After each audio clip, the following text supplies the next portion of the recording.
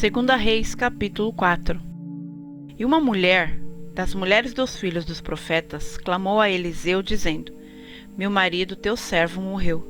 E tu sabes que o teu servo temia ao Senhor. E veio o credor para levar os meus 2 filhos para serem servos. E Eliseu lhe disse: Que te hei de fazer? Dize-me que é o que tens em casa. E ela disse: Tua serva não tem nada em casa, senão uma botija de azeite. Então disse ele: Vai, pede emprestadas de todos os teus vizinhos vasilhas, vazias, não poucas. Então entra e fecha a porta sobre ti e sobre teus filhos, e deita o azeite em todas aquelas vasilhas, e põe à parte a que estiver cheia. Partiu, pois, dele, e fechou a porta sobre si e sobre os seus filhos. E eles lhe traziam as vasilhas, e ela as enchia. E sucedeu que, cheias foram as vasilhas, disse a seu filho: Traze-me ainda uma vasilha. Porém ele lhe disse: Não há mais vasilha alguma. Então o azeite parou. Então veio ela e o fez saber ao homem de Deus, e disse ele: Vai, vende o azeite e paga a tua dívida, e tu e teus filhos vivei do resto.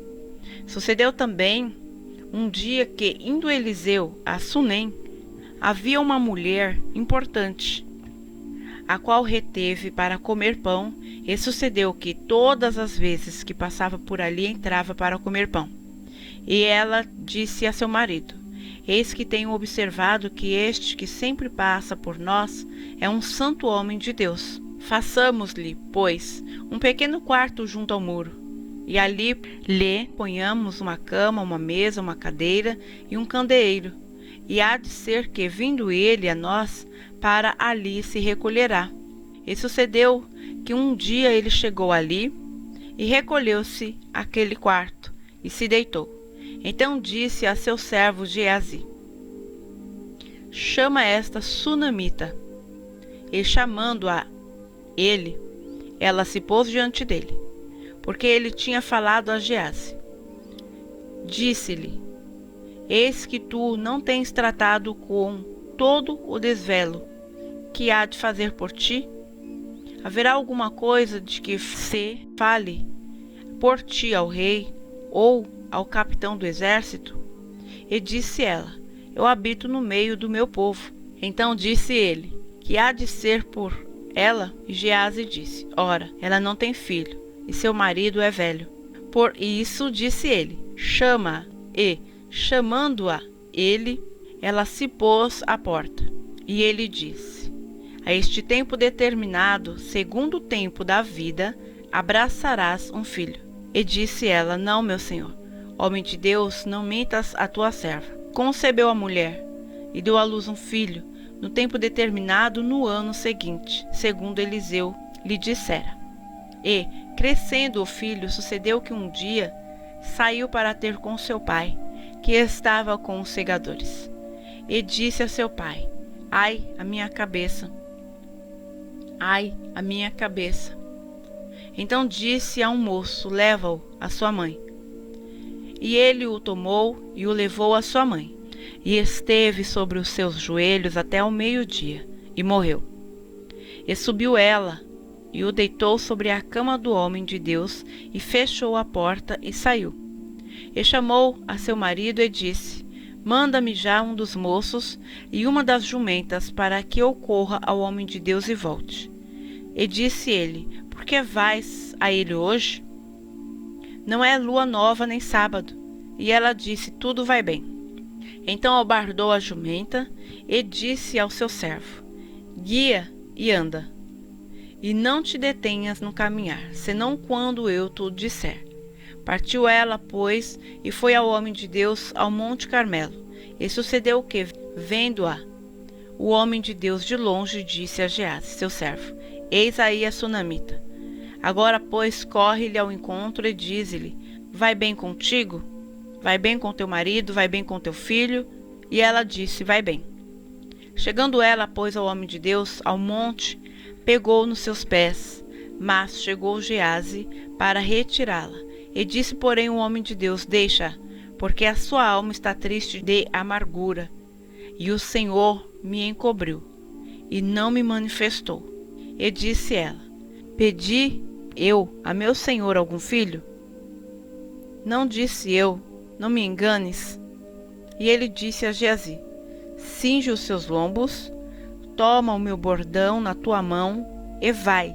Se encontrares alguém, não o saúdes, e se alguém te saudar, não lhe respondas, e põe o meu bordão sobre o rosto do menino. Porém disse a mãe do menino: Vive o Senhor, e vive a tua alma, que não te hei de deixar. Então ele se levantou e a seguiu. E Geazi passou adiante deles, e pôs o bordão sobre o rosto do menino, porém não havia nele voz nem sentido. E voltou a encontrar-se com ele, e lhe trouxe aviso, dizendo: O menino não despertou. E, chegando Eliseu àquela casa, eis que o menino jazia morto sobre a sua cama. Então entrou ele, e fechou a porta sobre eles, ambos, e orou ao Senhor. E subiu à cama e deitou-se sobre o menino.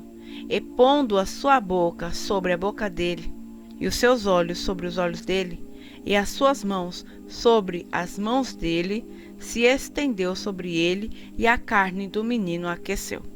Depois desceu e andou naquela casa de uma parte para a outra, e tornou a subir, e se estendeu sobre ele. Então o menino espirrou 7 vezes, e abriu os olhos. Então chamou a Geazi, e disse: Chama esta sunamita. E chamou-a, e veio a ele. E disse ele: Toma o teu filho.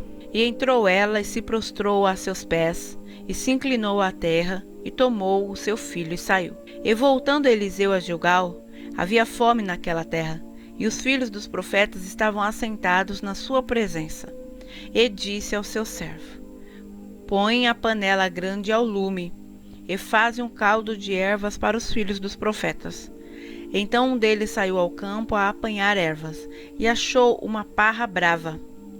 Recolheu dela, enchendo a sua capa de colossíntidas. E veio, e as cortou na panela do caldo, porque não as conheciam. Assim deram de comer aos homens. E sucedeu que, comendo eles daquele caldo, clamaram e disseram: Homem de Deus, há morte na panela. Não puderam comer. Porém ele disse: Trazei farinha. E deitou-a na panela e disse: Dai de comer ao povo. E já não havia mal nenhum na panela.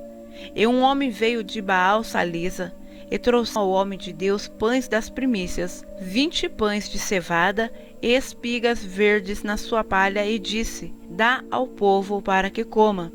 Porém seu servo disse: Como hei de pôr isto diante de 100 homens? E disse ele: Dá ao povo para que coma. Porque assim diz o Senhor: comerão e sobejará.